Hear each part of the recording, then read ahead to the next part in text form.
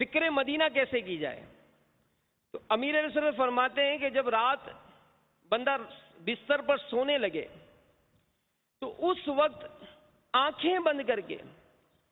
ذرا غور کرے کہ صبح نیند سے بیدار ہونے کے بعد اب تک میں اپنی زندگی کے کتنے گھنٹے گزار چکا ہوں، جس انداز سے میں نے یہ وقت گزارا، اس دوران جو افعال مجھ سے سرزد ہوئے، کیا زندگی گزارنے کا میرا یہ انداز، اس دوران جو افعال مجھ سے سرزد ہوئے، کیا زندگی بسر کرنے کا میرا یہ انداز میرے پیارے اللہ اور اس کے پیارے رسول صلی اللہ علیہ وآلہ وسلم کے نزدیک پسندیدہ یا ناپسندیدہ؟ یعنی پہلا کام تو کیا کیا تھا، اب ذرا آنکھ بند کر کے سوچ رہے ہیں، جیسے یہ سمجھے کہ کل کا تصور باندھ لیں، تو آنکھ بند کر کے سوچے کہ آنکھ کھلنے سے پہلے سب سے پہلے کیا کیا تھا؟ تو یاد آتا ہے کہ نیند کو عزیز رکھتے ہوئے فجر کی نماز قضا کر دی تھی، کیونکہ فجر میں اٹھنے کا کوئی اہتمام ہی نہیں ہے ہمارے یہاں۔ ہم نے تو آنکھ کھلی تو احساس ہوا تو ہوا، ورنہ ہم تو دیکھتے ہیں او ہو 8:30 بج گئے، مجھے 9 بجے تو آفس پہنچنا تھا، اب دوڑ لگ رہی ہے ہماری۔ لیکن اس آنکھ کھلنے پر ہمارا یہ انداز کبھی نہیں بنتا ہے کہ ہم یہ سوچیں کہ انا للہ و انا الیہ راجعون، افسوس آج فجر کی نماز قضا ہو گئی۔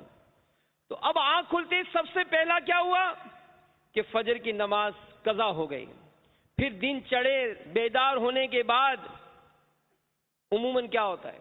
تیار ہو رہے ہیں تو جناب اپنا چہرہ جس پر پیارے پیارے آقا صلی اللہ علیہ وآلہ وسلم کی پیاری پیاری سنت سجی ہونی چاہیے، ہم تو روزانہ اس کو شیو کر کے معاذ اللہ نالیوں میں بہا دیتے ہیں۔ پھر کپڑے تبدیل کیے، اب تصور کریں کہ وہ کپڑوں کا انداز کیا تھا، کیا سنت کے مطابق تھے یا فرنگی فیشن؟ اور جب ہم تیار ہوتے ہیں تو اس وقت تصور کریں ہمارے یہاں سلسلہ کیا بن رہا ہے، ٹیپ ریکارڈر چل رہا ہے یا کیبل پر گانے چل رہے ہیں، اور ہم تیار ہو رہے ہیں، برش کر رہے ہیں، کپڑے چینج کر رہے ہیں، اپنے آپ کو تیار کر رہے ہیں، اور گھر جو ہے ہمارا گانوں سے گونج رہا ہے معاذ اللہ۔ پھر نامحرم عورتوں سے ہنسی مذاق کا سلسلہ جاری ہے، ناشتے میں تاخیر اگر ہو گئی، اب تصور کر رہے ہیں ہم، یہ فکر مدینہ ہو رہی ہے کہ ہمارا انداز کیا ہوتا ہے کہ اگر ناشتے میں تاخیر ہو گئی تو والدہ کے سامنے گستاخانہ انداز گفتگو اختیار کر کے ان کا بھی تو دل دکھایا تھا، ابا جان نے کوئی کام کا تو ان کو بھی تو ٹال دیا تھا۔ پھر گھر سے نکلے باہر، اب سیڑھیاں اترتے ہوئے یا راہ چلتے پڑوسیوں کی رنگ شدہ ستھری دیواروں پر پان کی پیکیں پھینک کر انہیں داغدار کر ڈالا تھا، بس میں بیٹھی بے پردہ خواتین کو مسلسل گھورا بھی تھا۔ پھر دوران ملازمت مجھے کام تو 8 گھنٹے کا کرنا تھا جس کی میں تنخواہ لیتا ہوں، لیکن اب ہم چونکہ فکر مدینہ کر رہے ہیں، ہم سوچ رہے ہیں کمزوری کہاں رہی، تو اس 8 گھنٹے میں پتا چلے گا کہ بہت سارا ایسا معاملہ ہے جو ہمارا سپروائزر یا سیٹ آگے پیچھے تھا، ہم نے اس وقت کو ضائع کیا تھا۔ ہم نیٹ پر فلمیں دیکھنے میں مصروف تھے، ہم نے چھٹی نماز کی لی تھی لیکن باہر چکر لگانے چلے گئے تھے، سیٹ صاحب کو یہی کہا تھا کہ میں نماز پڑھنے جا رہا ہوں، اور ہم ادھر ادھر گھوم کر آ گئے۔ ہم نے آنے میں دیر کر دی تو سیٹ صاحب نے پوچھا خیریت کیوں دیر ہو گئی؟ وہ میری راستے میں پنکچر ہو گئی تھی گاڑی۔ اب ہم نے یہ جھوٹ بولا تھا، ہم نے کسی کو کہہ دیا تھا یار وہ تو وہاں تو فائرنگ ہو رہی تھی، حالات بہت خراب ہو گئے تھے، اس لیے مجھے 2 گھنٹے لیٹ ہو گئے۔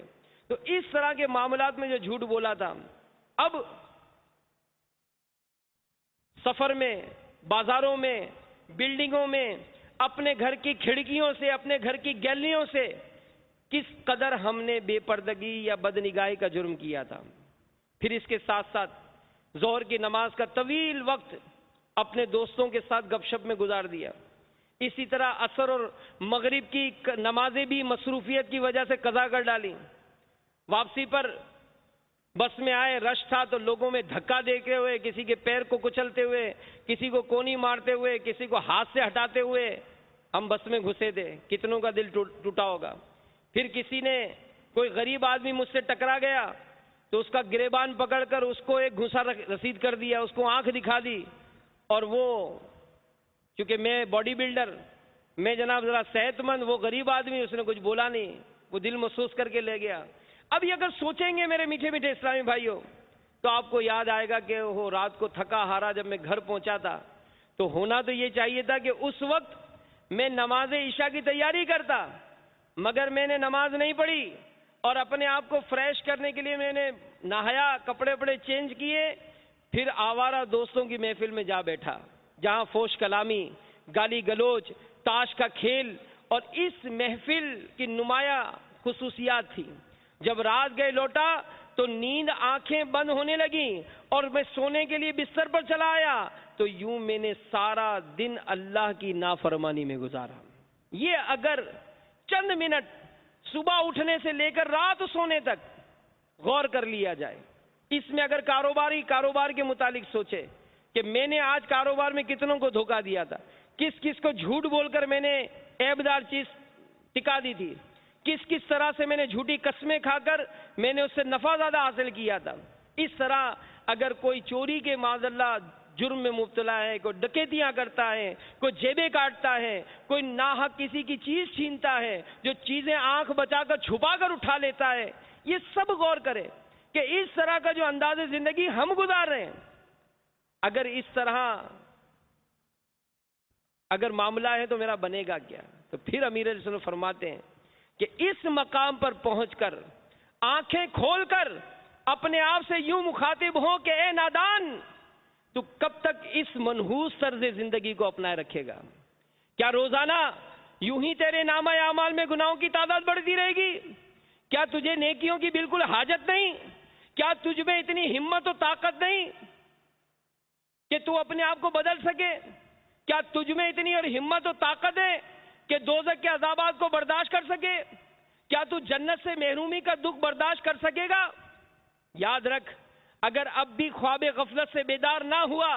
تو موت کے جھٹکے بالآخر تجھے جھنجھوڑ کر اٹھا دیں گے، لیکن افسوس اس وقت بہت دیر ہو چکی ہوگی، پچھتانے کے سوا کچھ ہاتھ نہ آئے گا۔ ابھی تو زندہ ہے، اس لیے اس وقت کو غنیمت جان اور سنبھل جا، اپنی اس مختصر زندگی کو خدائے احکم الحاکمین کی اطاعت اور اس کے پیارے حبیب صلی اللہ علیہ وآلہ وسلم کی سنتوں کی اتباع میں بسر کر لے۔ میرے میٹھے میٹھے پیارے پیارے اسلامی بھائیوں، اگر اس طرح کا احتساب ہم اپنے معاملات میں شامل کریں تو پھر آپ یعنی یوں کہا جائے کہ پھر ہم کو مطلب جنت میں جانے سے روک کون سکتا ہے؟ آپ سوچیں، غور کریں کہ جب صبح اٹھنے سے لے کر رات سونے تک جنت میں لے جانے والے اعمال کرنا ہی ہمارا معمول بن جائے، آپ بتائیں کیسی شاندار زندگی گزرے گی؟